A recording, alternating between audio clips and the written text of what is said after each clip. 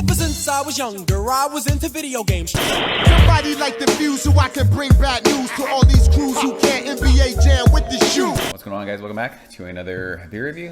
Time to go back to Charleston, Massachusetts. Treehouse Brewing, some of my favorite times.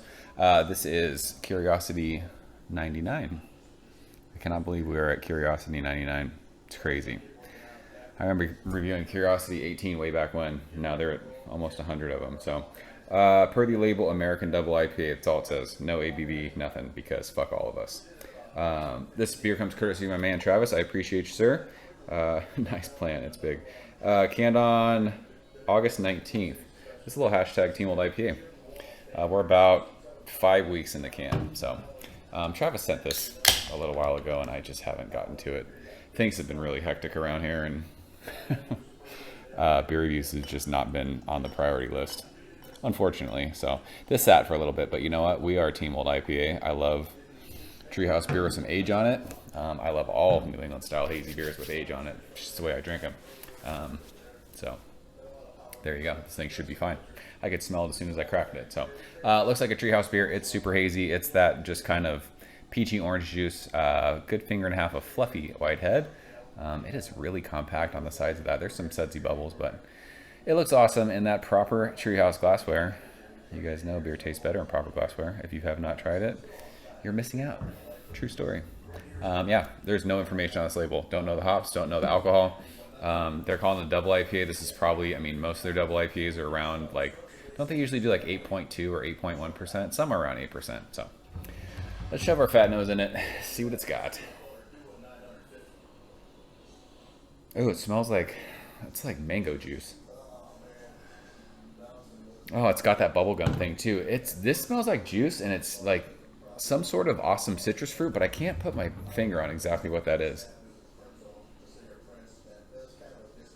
I think it's mangoes.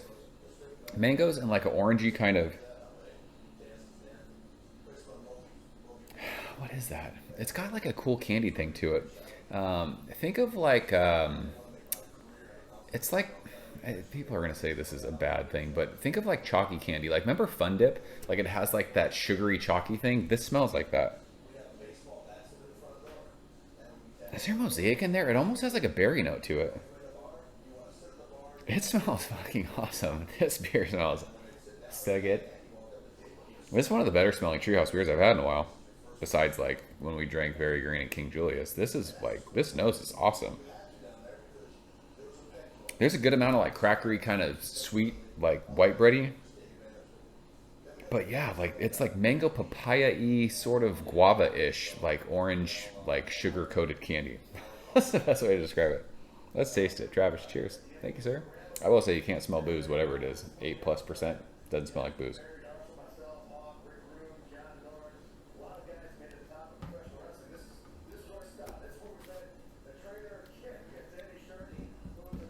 This is really strange.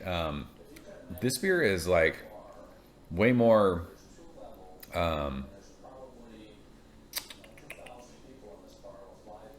this might have like a, does this look dark on camera? This might have like a slight twinge of like oxidation, which is weird, but it smells really, really good, and it smells intensely fruity and citrusy, but it doesn't really follow over on the taste in this can. It's got like this intense, like earthy vegetal thing, and I know it's weird that I've been tasting that a lot lately, but this has that kind of really intense, like dark green vegetable matter, which I was not expecting because it's so crazy sugary, fruity on the nose. But there's a little bit of like that kind of mango-y, like guava, like passion fruity kind of a thing.